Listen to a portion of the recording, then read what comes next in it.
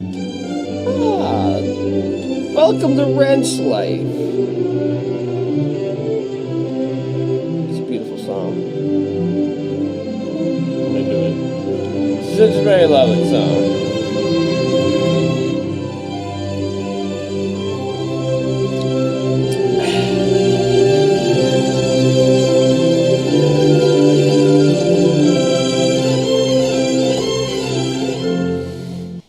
This is the Wrench Lyfe podcast. This is number 3. And we're going to open right up with, I guess, what they would call a little housekeeping. I made a YouTube, so this is all going to be on YouTube with the video.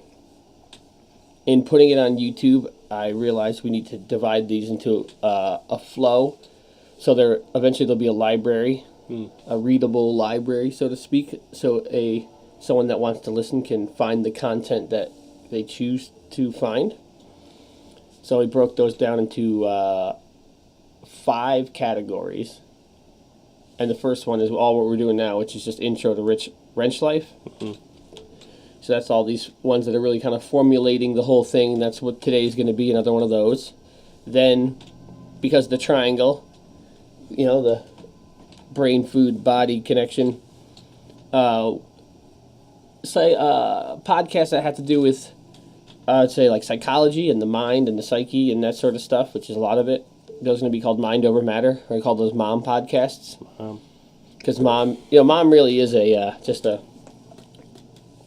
another word for culture, really. Mm-hmm. Mom is just, don't eat with your hands, get your, like my mom, she'd have trained me with a wooden spoon to not eat with my hands like a freaking animal. It worked, didn't it? Maybe in some domains it was successful. I don't know. Not with pizza, though. She taught you right. Oh, yeah. Do you fold your pizza? Yeah. Yeah, you gotta fold it. Yeah, fold your pizza. You do an interesting trick where you always eat, like, the crust off the corner of it with your pizza. Me? Yeah. Well, that's because they get the pizza and it's real hot. I don't want to burn my tongue on the cheese, but I really want the pizza. And also, the crust is not boring, but get it out of the way first. I get it. People who don't eat their crust need to grow up. Absolutely. Absolutely, dude. That's some childish shit. That's like the better version of, like, you could have your cake and eat it too. It's like, it's the counter one. You have your pizza and you eat your crust too. Yeah. Jesus Christ. Jesus. So after Mind Over Matter, we would have busybodies. I call it busybody, timely bodies. I haven't thought about that one yet, because that's relating to, like, biology and your body, and a lot of that is circadian rhythm. So I wanted a time element involved. So timely bodies, something like that. Busybodies has a good ring to it. It does. Yeah. Flows.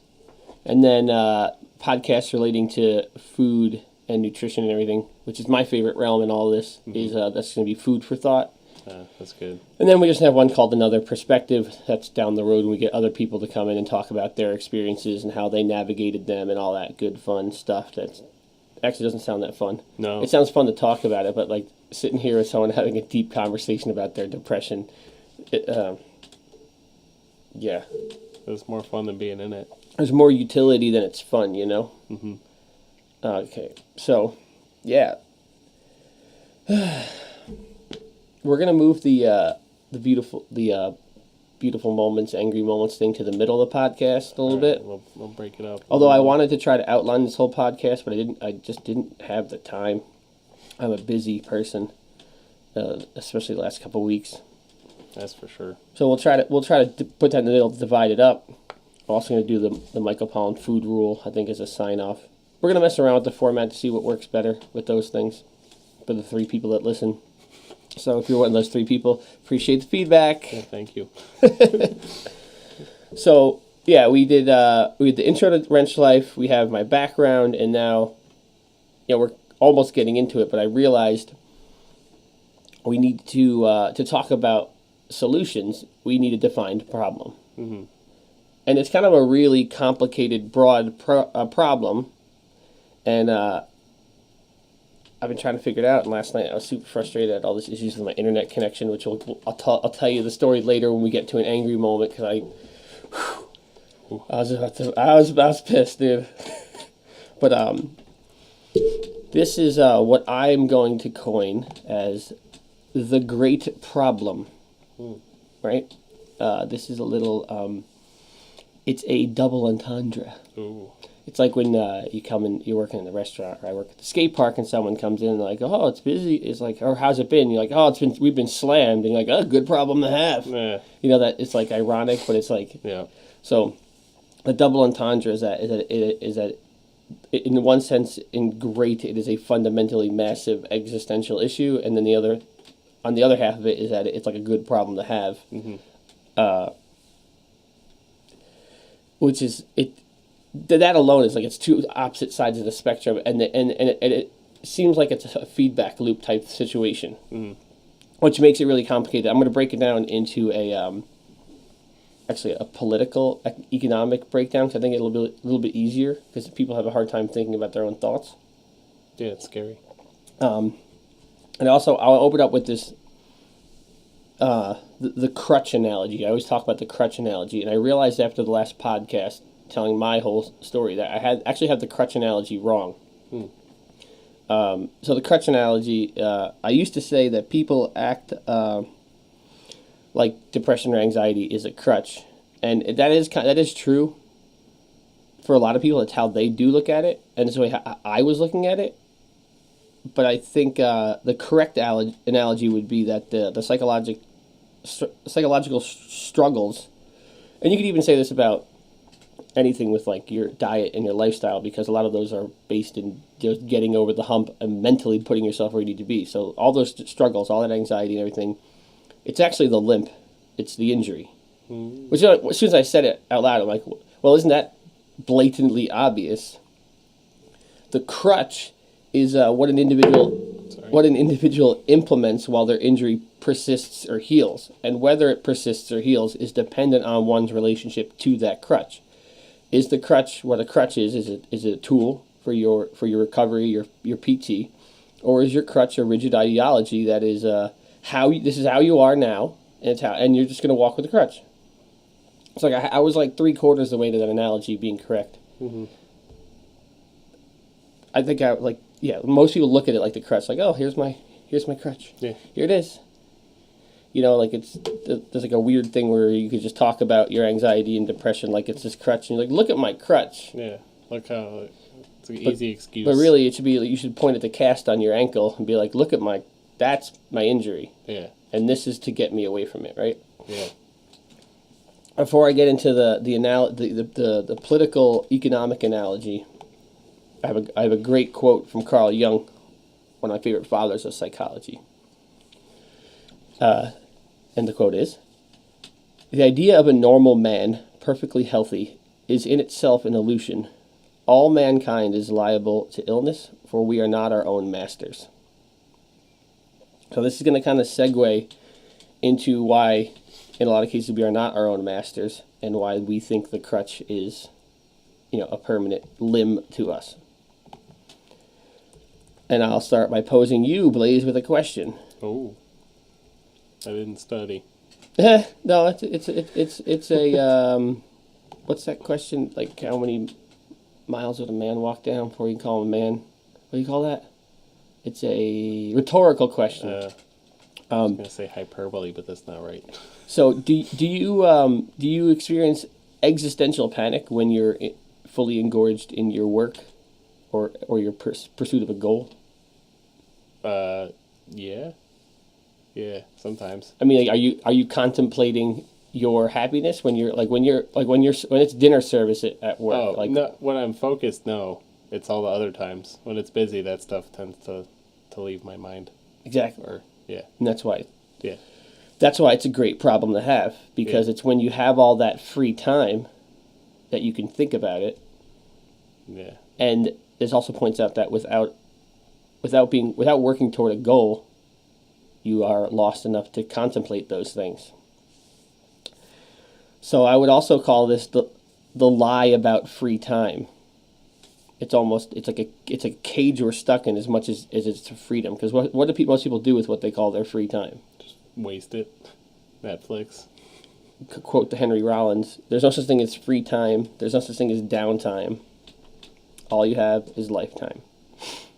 So, Powerful Henry Rollins. yeah, dude, I love Rollins. So this is the analogy we're going to do.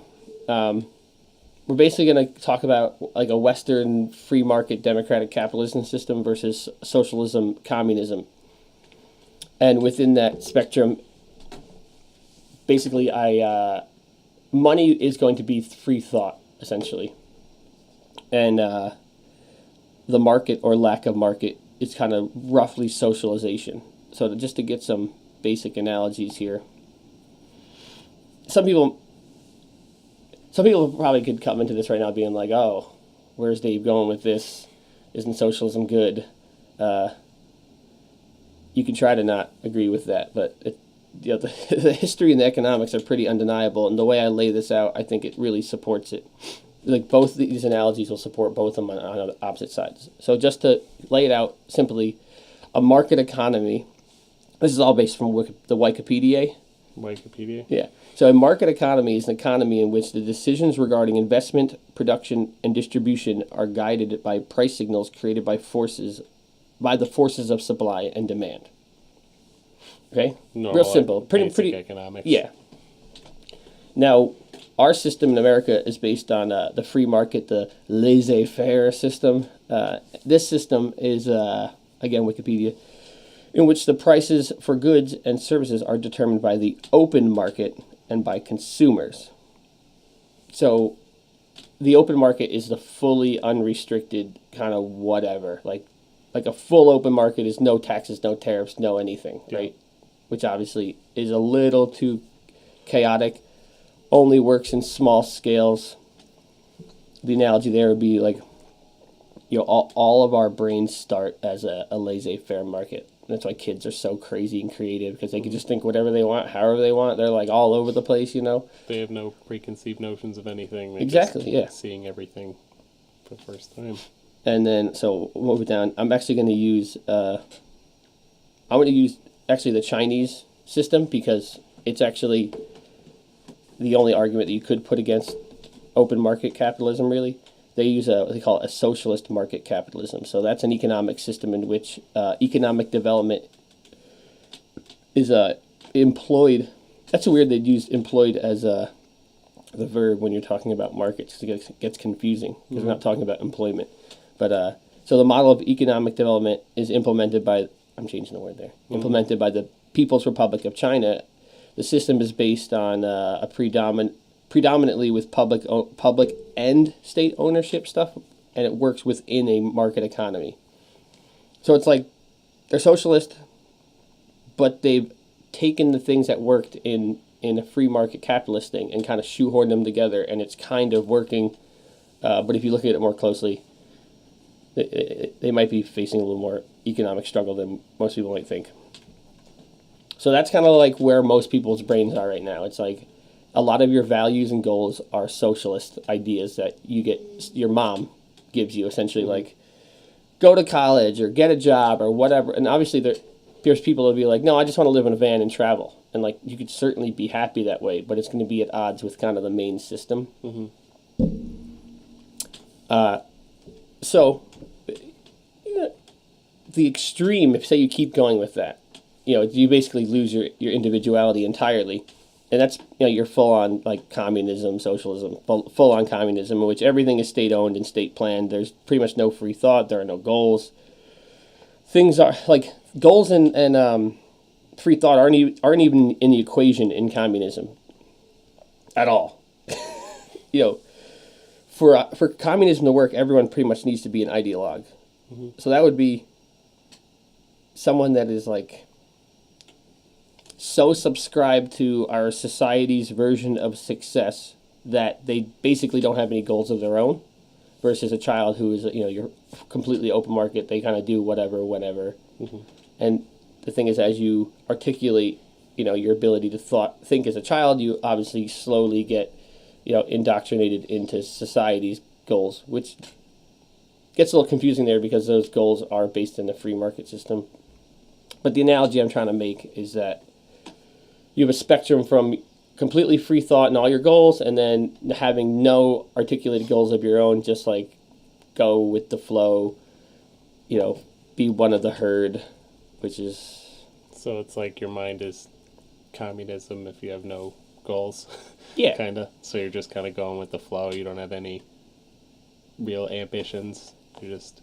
Well, you have ambitions, they're just not your own. Yeah. You have... you're working towards the greater good of the country, I guess, in quotes. Yeah, you're just following the path that's laid in front of you. Path of least You resistance. don't own your own goals. Yeah. Therefore, your goals become less fulfilling. Let's see where I'm going down. This is the first time I'm trying to really go off a piece of a document here. So being able to talk like you're reading and make it seem like you're not reading something is pretty hard. There's also, we're sleepy today. Yeah, so just to sum that up, the state in society, socialist or communist stuff, would be overarching societal goals. A laissez-faire open market would be unregulated and sometimes unaligned with society type goals. Okay? So in the West, aka America, all Greatest caps. country in the USA. I only ever type America in caps. Of course. So we kind of got it right economically and politically, and there's not really much strong argument against that aside from China, which is why I use China as the argument, because other socialist countries, I'm not even going to go into that. So the thing, and this is important, these analogies really make sense. The market, we don't have a full open market. There are some regulations, and markets do need regulations for a lot of reasons. Like, for example, transparency in the past wasn't very good. So people and resources can be exploited for capital gains. The analogy there would be someone who basically exploits another person in the path of their own unarticulated and probably selfish goal. We all met people like that. So that's basically, when an open market kind of gets a little too screwy, your friend just, people will exploit you for romance. Maybe you think it's love and they just want to feel tingly things in their body parts. Mm-hmm. In regards to the economic side, transparency has really, really damped that down. Companies can't just exploit people anymore because everyone's got an iPhone, which is great. Everyone's got all the information at all times. Yeah, back in the day, you could kind of bully employees and price gouge them or pollute, and the transparency was so low. Yeah. So the equivalent there would be that I would say market transparency would be your ability to be honest with yourself about your situation. Mm-hmm. Right? What do they say? Sunlight's the best disinfectant. Mm-hmm. Get it out there. Okay? Let's see. So the next thing would be social safety nets, which would be like welfare, unemployment, food stamps. So I would equate that in a normal environment. Those are your family and friends. Essentially, when you're feeling bummed and low, those are the people that are there to kind of hold you up for a period of time. They're just other crutches, essentially. And that's what most economic arguments with those socialist structures, that some people look at them like a crutch on an injury, and it's like, well, I live on welfare now, and that's how it's going to be. And that's not a good tactic for long-term fulfillment, I don't think. But that's a whole nuanced conversation I'm not going to get into. It's a whole thing. But essentially, your socialist safety net systems we have in our market are your friends, your family, your loved ones. Like, dude, I feel like shit lately, and they need to be there for obvious reasons. So these are the reasons why the free market works, and it falls completely in line with Wrench Lyfe. Free markets are incentive-based. They are progress-based. It drives innovation and creativity. And this is one of the things I didn't have time to look it up. Nothing has done more for humanity than capitalism. Advancements in medicine are right behind them, but part of the advancements of medicine are accountable to the wealth and access of free market capitalism. It's the only class that really allows it's the only system that allows class mobility. Mm-hmm. If you're in any sort of socialist system, you're kind of stuck where you're at.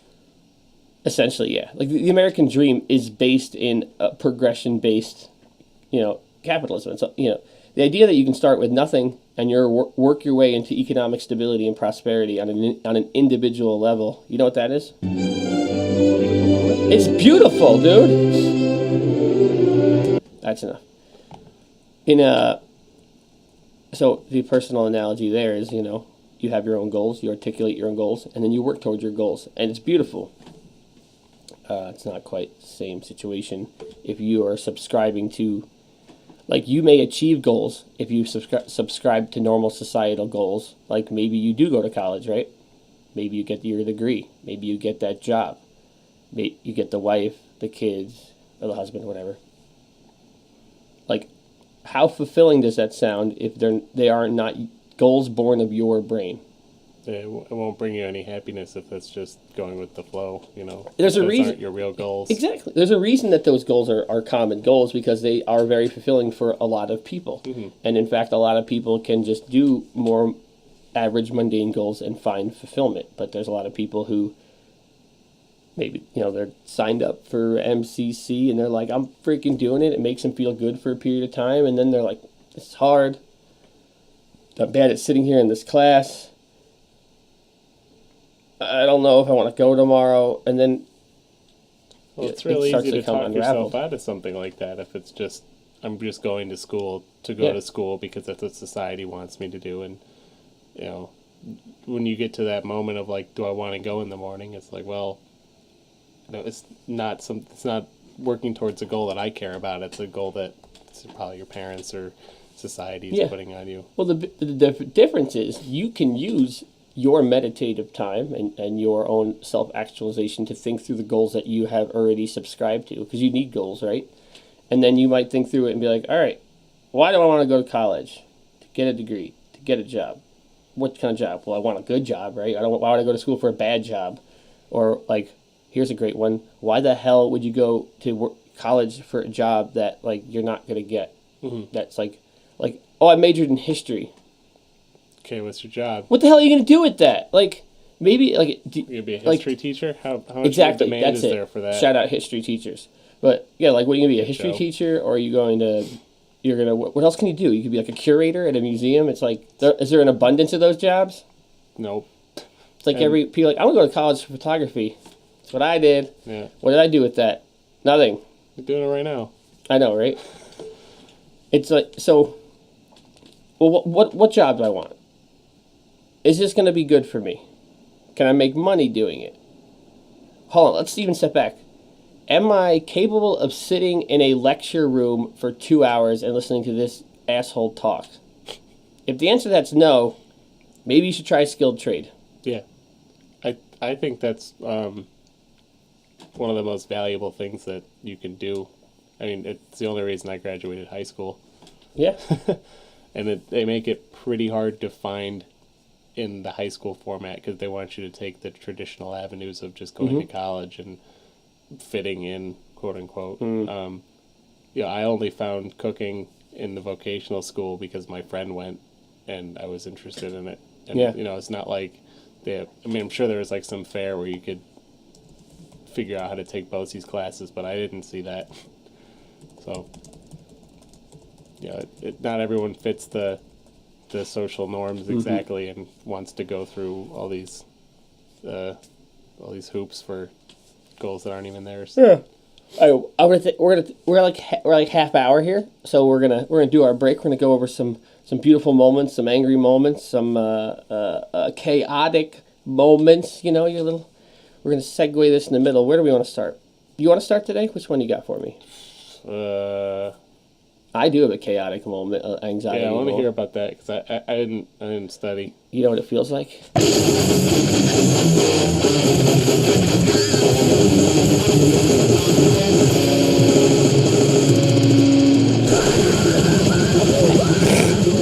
That's exactly what it feels like. So obviously last week's podcast was there was a lot there. Mm-hmm. And I said on that podcast that I had a little like existential panic the night before, trying to outline for the podcast. And then before you came over, I was working on it some more. And just to sit down and think through all the worst things that have ever happened to you, and like to be like, how can I put this in an order that makes sense?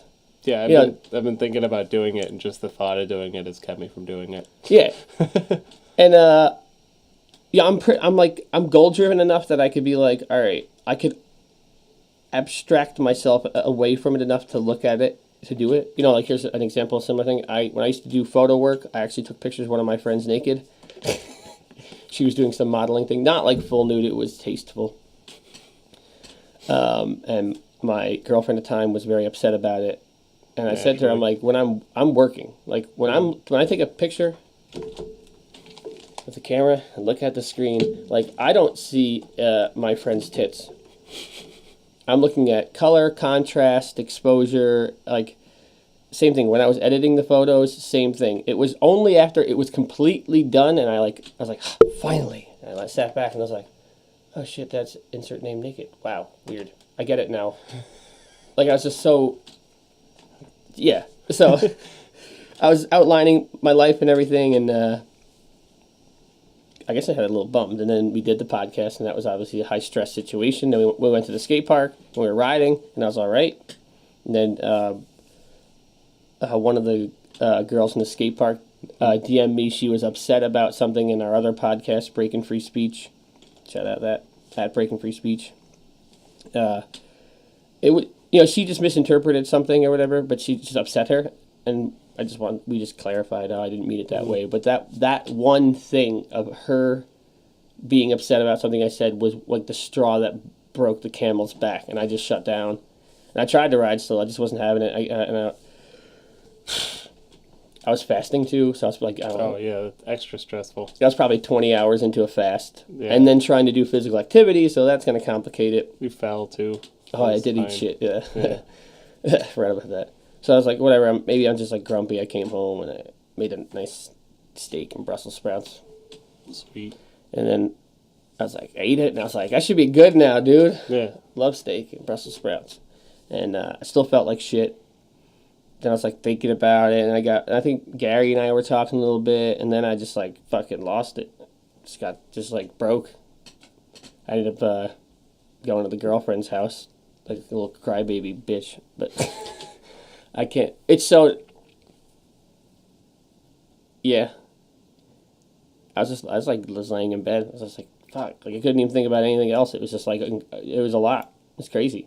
That's how I felt yesterday. Like I said, I think I wasted a bunch of time at work yesterday, starting a new job that I'm not particularly happy with. And I was just exhausted because we had Wrench Fest on Saturday night, and then daylight savings. So it's like, I got like no sleep, stumbling into work to do nothing for no real goal. I'm still feeling Saturday. I went to bed at 4:45, and I got up at 9. Oof. Yeah, I didn't go to bed that late or wake up that early. But all yesterday I just wanted to like lay in bed and be miserable, and I hung out with the chick, and we went and got coffee, and love coffee. Yeah, felt good. Went to Fuego. It's good. Did you get a coffee? I did. I fucking knew it. I got a latte. Oh. The couch is very squishy. I got a couch in there. It's long and full of friends. What's that? What? All Nothing. right. Yeah, I don't know. It was just nice to, my whole day turned around, and it just took being like, all right, well, we're gonna get out and go and do a thing instead of just I'm just not gonna be mopey and lay in fucking bed all day. Resisted the nap urge. No, I was extremely tired. So, lame story. I'm not yawning at your story. I'm just tired. I'm yawning at my story. So I'm gonna segue right into the beautiful moment, because my chaotic moment kind of turns into my beautiful moment at the same time. God, I love this song. That's why it's intro music now. We all know and love that song. It's Beethoven's Fifth Symphony, Pastoral. I was trying to see the sunrise this morning at Cobb's. That's what I was thinking about. That's a beautiful moment. Yeah. Up early. Yeah. Fresh, cold air, Cobb's Hill, sunrise. That is a beautiful. I'm jealous. That was a pretty good one. Oh, wow. I didn't see the sunrise as much as I wanted to, but like I said, my girlfriend had to work this morning, and I had to drive her home at 7. And I was like, well, I could just go back to bed, but I'm also really close to Cobb's, and maybe I'll see the sunrise and get like a real little run in. So, sat in my car at Cobb's, like, I don't want to do this. I'm like, well, I'm here. Just don't be a bitch. I just ran the loop. It's nice, real slow pace, like a 9-minute, 3/4 mile. Oh, it's not bad. But yeah, it's relaxing. Felt good. Yeah, I thought about doing that as part of the podcast, doing like our week in review for what activities we've done, because that forces you to be accountable to what I do. That's the other thing. It's like I know, if I don't, I'm gonna see. I go on Strava and I'm like, oh, Dave ran today. Fuck, I didn't run today. I feel like a bitch. Well, I will tell you that every day I run, I feel great. It's a 20-minute around the block. Fresh air and sunlight right in the morning, that blast of cold air. I get back, I sit down at the computer, and I'm wide awake. Normally, in that 20 minutes, I'd just be sitting waiting for my coffee to get done, staring at a computer screen, not interacting at all. But then I run and I get back, and I'm ready to fucking kick life in the balls. And then I tend to be in a good mood all day. Like, it'll be probably about 4 o'clock, and I'm like, man, I feel great. It's like, 'cause I ran. You would think with that much stacked behind it, I would have no problem running every morning. Still sucks. I go to bed. I'm not joking. Well, actually, last night I didn't. And the night before that because it was 4 in the morning. But almost every night I go to bed, I'm like, I'm going to get up and run in the morning. And it's like maybe only every 4th morning I actually manage to do it. Yeah. But like I'm getting to the point, I don't want to actually run every morning. I want to be okay with running every morning. Like I want to get up and not have like a existential panic on whether I have the tenacity to make it out the front door and run. Yeah. I want to be like, oh, I could. I'm choosing not to. I want to choose not to run, not choose to run. Yeah. I think that seems to be a lot of what drives both you and I is like I don't want to feel like I can't. It's more like I don't want to, you feel like you just want to put yourself in that deep water to know you can get out of it. Just because. Yeah. All right, so my beautiful moment. I've had a couple this week. Obviously, Wrench Fest, a little birthday bash at the skate park was pretty fun. Yeah, it was sweet. I was kind of in the zone riding, doing a couple tail ups that felt fun. Did you land one up the Euro? No. I saw one where your feet didn't really touch. I'd count it. Look at this pedal slapper. Wow. Since I don't have pins on my pedals, it just gives me like a blunt force impact. But my beautiful moment was actually right after my little panic attack. Went to the girlfriend's house. Like I haven't had someone like that in my life. Maybe, possibly ever. I don't know. Probably no. When I was a kid, it's hard to even like equate what my early relationship was because I was a kid then. We were just kids then. Either way, this is would be a new thing. Yeah. Regardless of. Yeah, but the fact that I could just be like, "Hey, can I come over?" I'm like freaking out, and it's like I know that no matter what the situation was, that was going to be a yes, come over situation. Yeah. Which is awesome. What a great resource to have. Yeah, so that was just really nice because I probably over fortified myself, like lying to myself, saying I was tough and I don't need anybody and I don't need anything and I'm fine and blah blah blah blah. And for me, it's really hard to ask for help. Yeah. So that to be able to not feel stressed about asking someone to be supportive is very good feeling. Very good. Yeah, I call my mom a lot. Because she's always there, and she won't just like coddle me every time if I'm being a fucking idiot. She'll be like, "Yo, you're being a bitch." Yeah, pretty much. Yeah. So it's like, I always have my mom to call and be like, "Am I being crazy right now?" It's like, "Yeah, you're being a bitch. Go do your job." Yes.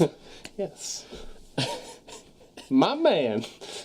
I also it reminded me. I forgot I wanted to open up with just some, I guess it would have been another housekeeping clarification thing from the previous podcast. My brother yelled at me, and he's like, we're 4 years old, not 2 years old. And I was like, fuck. And if you asked me, I'd be like, oh, his birthday was 91, my birthday's 87. But I wouldn't have stopped being like, 8, 9, 10, 11. Oh, yeah, that's 4. I don't know. Sometimes I just think too fast. I get ahead of myself. So my bad, Gary. Also, I wanted to just clarify, in the likelihood that one of the 6 people that listened to this happened to be one of the individuals, that it was not, my ex-girlfriends were not shitty. Like, I was shitty, we were shitty, like, we were collectively, we were dumb. It's not even that we were, we're just kids. Like, we didn't know anything, you know? Dumb kids. And I really don't want it to be painted like it had anything to do with the people, with the girls that I was dating at the time. Like, we were just trying to do what we were doing, and I was a fucking mess. You know, it's like, because a lot of people will be like, they'll just dump it all on the other person. Like, oh, it was the girlfriend. It has nothing to do with it. No. So I just want to be perfectly clear about that. And now, Pack your fist. my angry moment. You know me, I like to try to be organized, not physically organized, mentally organized. My internet's been going in and out. You know, technology pisses everyone off. Mm-hmm. My internet's been going in and out, which is obviously a problem if I'm trying to upload video to internet. Josh also does video work, so that's an issue for him. And I was like, so I figured it had to be the modem, right? Because the wireless network stays up. The connectivity of the network is full 4 bars or whatever the hell it is. How many bars are there? 3 bars and a dot? Whatever. Gotta be the modem. My Spectrum modem has died before. Mm-hmm. So I was like, I got home from work last night, and I was like, I gotta do this podcast in the morning. I gotta finish outlining this thing, so I need my internet to work. I can't wait. So I went online. I was like, what's around me that's open late? Boom, Walmart. Walmart. Type it in. What are the models? Okay. There's these 3 models that fit what I'm looking for. Okay. Just pick up in store. Boom. What are the stores? Okay, here's the stores that are in my area. Okay, what are the hours of the store? Boom. Okay. All right, cool. The one in Webster's open till 11 and has one of the ones I like. And the downtown Rochester store on Hudson, which is an experience in itself. They have one of them. They're also open till 11. Great, cool. Jumped right in the car. Drive the one in Webster. I made the mistake of getting some other stuff before I went to the electronics department. So my normal carrots, Brussels sprouts, I got a couple. I was surprised they had grass-fed steaks there. A couple other groceries, and I go to the electronics store, and there's no one in the electronics section. And Why would there be? Yeah, of course. And I see the modem I want. It's like got this alarm thing. It's like chained up to. It's actually locked to the shelf, and it's got a little like alarm thing on it. So I was like, and so I was waiting around for a while, and I went over to like the desk where there's no one at, and it says they have on the credit card thing. It says press here for assistance. So I pressed here, and it says someone will be here shortly, and I'm just waiting around. I kept walking over to it, being like, wonder how loud this alarm is. You know, can I just undo it and then just take it to the front of the store? And I'm waiting around, and there's a bunch of people working there, and they're all like just unloading boxes to stock shelves, and so it's not their problem at all. So I didn't ask them. And I'm waiting around, and no one ever comes. So finally, I go to the front of the store. I go to one of the registers, and I was like, "Hey, I was just back in electronics. I know what I want. It's right there. Is there someone that can just get it out so I can buy it?" Yeah. And the woman was so fucking rude. She's like, I don't know.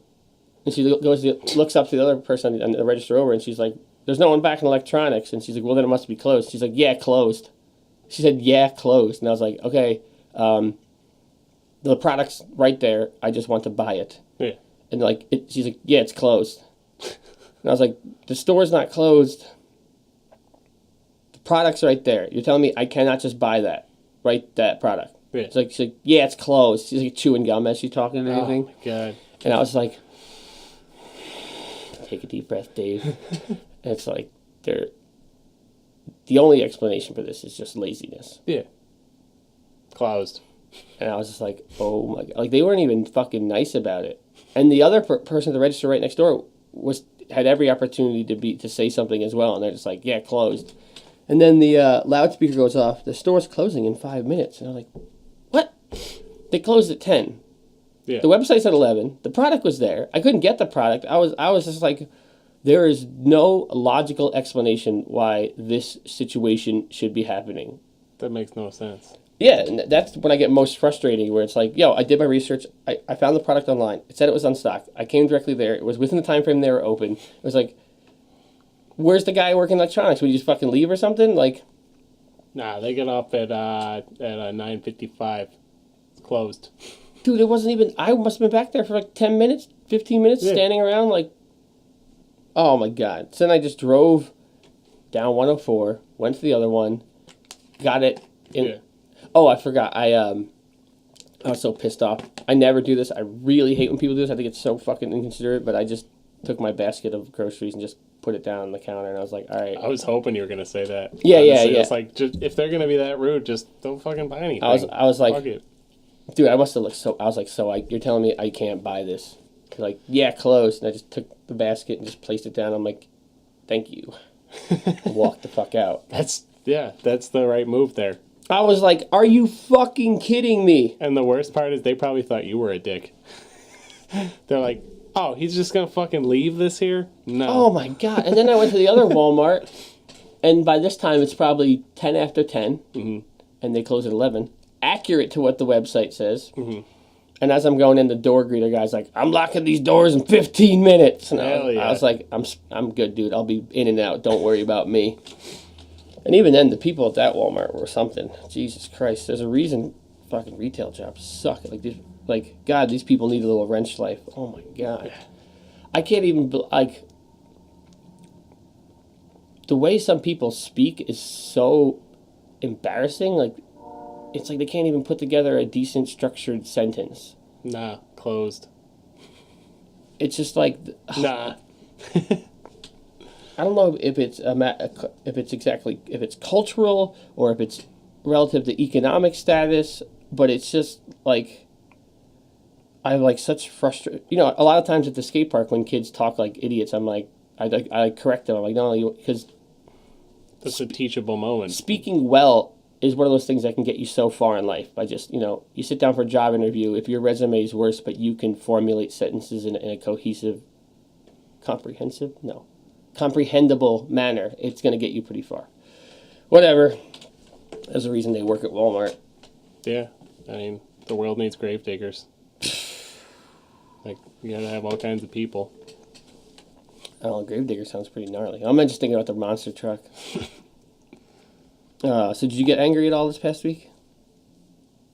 Also, let me also tell you, I had a modem someone gave me, and I came home, and I only slept for 4 hours, and we're open for 10 hours yesterday, so it was a long day. Yeah. And I took a shower, and I was like in my pajama pants, just like, all right, cool. And I forgot, the story gets better. Holy crap. The modems I got, 2 modems I found at the skate park, neither of them, they're both for DSL, because they used to have DSL, so they didn't work. So then after the shower, I put my normal clothes back on to go to the store. I got home.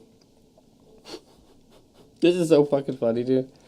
I try to get this modem hooked up, and you have to plug the modem directly into a laptop to activate it through your network service. This nice new laptop right here in front of you, this one I just got. Well, it doesn't have Ethernet cable. So, and then most modems have USB and Ethernet. Not this one. No. I had to go back out. I went to the skate park to get my other laptop, which is the biggest piece of junk in the world. It takes forever for it to start up, just to The get one that never moves from the skate park yeah, desk. to get it set up. That just plays the background for the TVs. And then that didn't even freaking work. And I had to call Spectrum anyway to have them activated. And they activated it. And as I said earlier in the podcast, my internet's still going in and out. It's going in. It's not like I would have it for a little while and then it would be gone for a while until I reset my modem. Now it just turns on and off for 30 seconds every 4 minutes. So it's still a problem. I got to figure it out today. Dude, this is so fucking funny. Anyway, you were saying? Oh, I don't think I really got angry this week, but I've been... Let me get some of your water, bro. Yeah, go for it. I've been slightly frustrated every day at work, just from little things. At work. I'm a very very calculated, organized. Mess drives me nuts. There's a saying that we use in the kitchen: mise en place, a place for everything and everything in its place. Okay. And it's like how you live in a kitchen. Like if your station's a mess, that's how your brain looks. That's a quote from a Bourdain book where he's like, you know, if your station's chaos, your brain is chaos. Like it. So I can't work under those conditions. Yeah. I'd actually get like angry and anxious about it. So like some people around me, they don't label anything. That's the thing in a kitchen. You just So your personality and big five trait personalities in conscientious. So you're somewhat high in conscientiousness, and conscientiousness divides into industriousness and orderliness. So you're particularly high in orderliness. Yeah. I'm not. Yeah. I'm working on it. Well, it's like the opposite of how I grew up. I mean, you've seen my dad's house. Yeah. It's like, whoa, how'd that Yeah, go? the thing with that sort of stuff is that it's biological entirely. Like you can be taught around it somewhere, and most of that has to be somewhat self-actualized. But like the personality type you're born with is going to dictate so much of that. Yeah. So, yeah, pretty much just been frustrated with people being. It's just the path of least resistance. It's just laziness. You know, no one really cares. It's like, I don't know. It's simple stuff, and it makes your life easier. For sure. If you don't like, you know, it's dumb stuff. Like I fold my towels and keep them where they're supposed to be, wherever I am at, because then you don't have to think. You have to do something really quick. Like you have an order for this, this, and this. You don't have to think about where's my towel. Is it dry? Can I grab that because it's hot? Like. You don't think, you just do. You don't have to look at anything. Everything's in the same spot. That's how you get good at that stuff. And if you leave all those little things to the wayside, then the bigger things are almost impossible. What I was saying about how trait conscientiousness divides into industriousness and orderliness, I'm not very orderly, but I'm very, very industrious. And so, like, I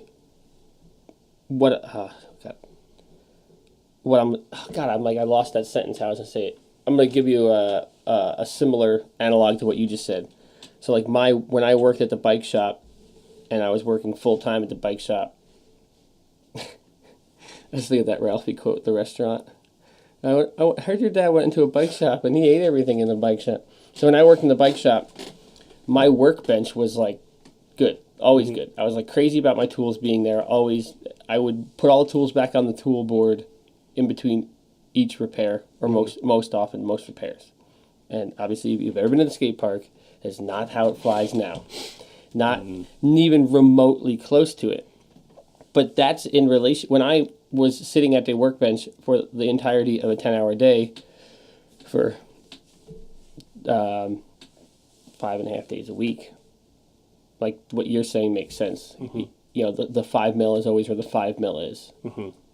Now, I wrench on stuff not even every day, not even once a day. The amount of time, so it's like, to me, I'm like looking at time efficiency. It's like how infrequently I'm at the workbench.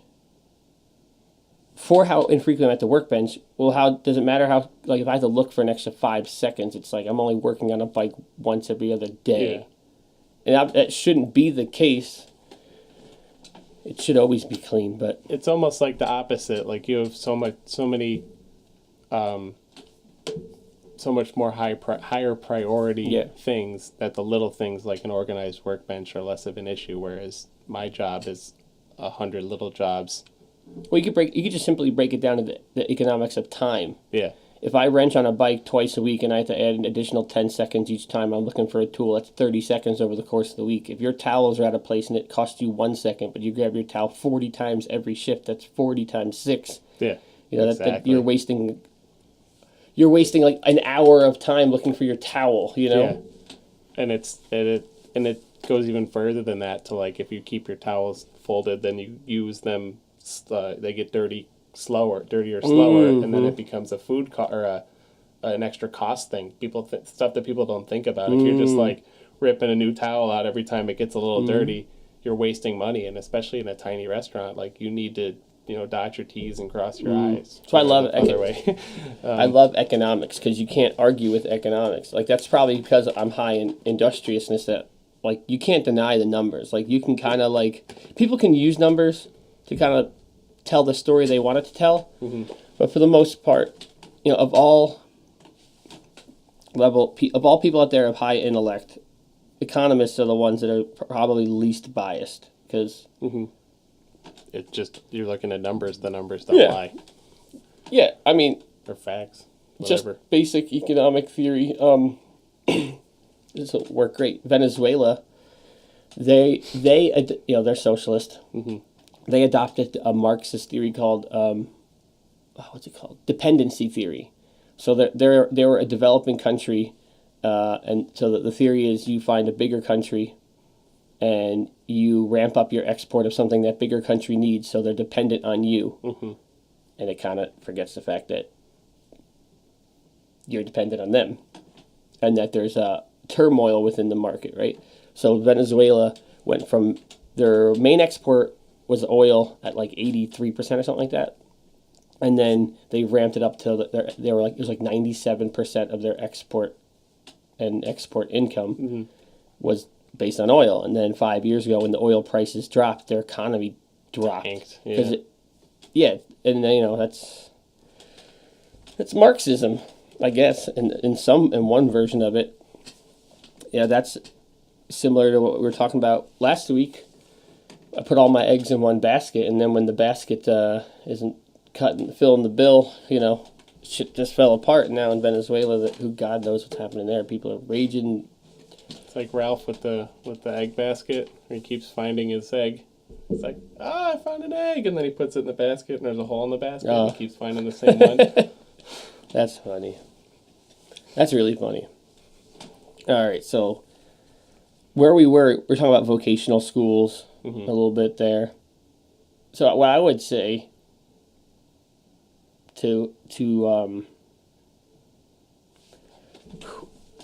that's weird. This is the first time we're trying to jump back in after a break, so interesting.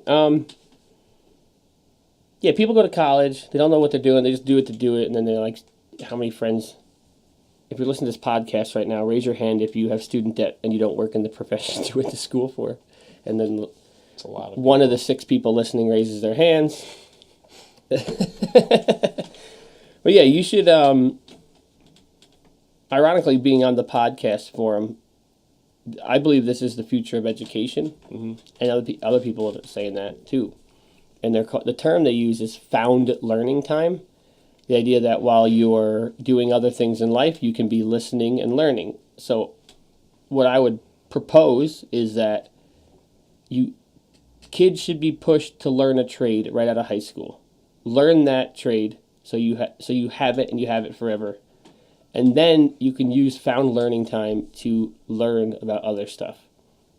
Like my brother does HVAC. Dad fell. He fell in 2015, dude. Oof. My brother does HVAC. He listens to a lot of podcasts because he used to drive from job site to job site. If you're doing drywall, like there's a lot of things, busy but not, we said, where you can be learning about other things. And you could use that time to maybe find something you give a shit about. And then maybe you could transition into part-time work and going to school. But you got to we're going to have so much access to information in the podcast forum and other long format conversation platforms that it really gives people a whole new tool to wield in the probably the biggest piece in the great problem is what do you do for a living and is it fulfilling to you? But yeah, totally. We need more skilled trade. There's like no denying that. So let's see where we were in here. So we talk about the American dream, how it's based in capitalism. You have economic stability, and that really is beautiful. The socialist stuff, in socialism and like pure socialism, which is basically communism, it doesn't value the individual. You're only a group. Like the state owns everything, and it's redistributed based on the ideology of a ruling body. And we've talked about ideology a lot. The ideology is rigid. It doesn't update. This entirely stifles innovation and the progress because there's actually nothing to aim for when you're in like a socialist structure. So if you're subscribed to a narrow societal version of goals, like you are working toward a goal and it may be fulfilling, but you're not really doing it. Like you're doing it. It's like pseudo goals, right? Yeah. and that echoes in how although you can achieve a goal in this system, in the socialist system, economic mobility does not exist. Economic mobility doesn't exist. So the analogy to the psyche would be the psychological mobility doesn't exist. You may achieve your goals and it'd be somewhat fulfilling, but it's not going to be enlightening. It's not going to move you toward being a more fulfilled person, really. You might feel accomplished, but you're definitely not going to be as fulfilled. Yeah, that's pretty much the gist of it. Like, we will tend towards market regulation through socialization, through stability. We're evolved to be problem solvers because we're omnivores, but at the same time we're evolved to, like, if we find a path that works, we want to stay in the path. We want to be in the path of least resistance, because that's what seems easier when you have unarticulated goals and values, aka you haven't had an economist to really break down your market. The more you continually subscribe to a socialized version of goals and values, the less likely you are to ever find fulfillment and happiness. Unless, like, you're that one person whose goals just happen perfectly in line with exactly what society tells you, and you're like, "What up, dude? This is Good on you, though. This is my Orwellian utopian world," which is honestly, it's dangerous. It's really dangerous to just subscribe to what everyone else tells you. Like, you have to forge your own path. You need to think of your psyche as a unregulated free market in your meditative space. Like, you can use your free market to make little abstractions of yourself and play it out in your head in real time. What if I did this? What happens if I do that? And then can you take that little version of you made in your head that tried that other thing you were scared to do, and then can you drop it in the world that actually does exist, or at least the best representation of the world you live in now? Because obviously there's going to be a difference between how you perceive the world and how the world actually is. We all know someone that lives in not this reality. No, too many people are extremely delusional. Yeah, like people that work at Walmart and can't get your freaking modem out. Jesus Christ. I gotta run to the gym soon. So, yeah, all right, well, that's about an hour, which is perfect. That's where I wanted to keep it. We're going to do what I said before. I'm going to read one of Michael Pollan's food rules from his book, Food Rules. Apt title. Which I would say this is a great book if you want to get into reading about food. I love Michael Pollan. This book is just one simple rule. I'm not going to read the description of the rule, but it's a rule for you to use to implement into your lifestyle and diet. So this would be rule number 1 in part 1. Eat food. Done. That's pretty sweet. And the gist of that is that there's a difference between food and food-like substances. Food is natural. Food will rot. Food will go bad. Food cannot sit on the counter till tomorrow and be okay. Well, some food, but for the most part. Don't refrigerate your onions. Why not? You don't need to. They're like root vegetables. You don't need to put them in. What about eggs? You don't have to refrigerate eggs. What about legs? Probably should. I mean, if they hurt, you should definitely refrigerate your Okay, legs. fair enough. All right, cool, thanks. If you like it, hit us up on Instagram at Wrench Lyfe. It's actually at Wrench Your Life. We are on YouTube, also Wrench Lyfe. We're going to have all the videos on YouTube, so if you like listening to us, you can see our beautiful toothless faces on the YouTube. We have 0 subscribers. We're crushing the game. So, get out there. Appreciate a beautiful moment. You don't got to get up at 7 a.m. and look at the sunrise and run, because that sounds terrible. But you can think to yourself, maybe I could do that one day. Maybe tomorrow, maybe next month. But you'll never get there if you don't start wrenching your life today.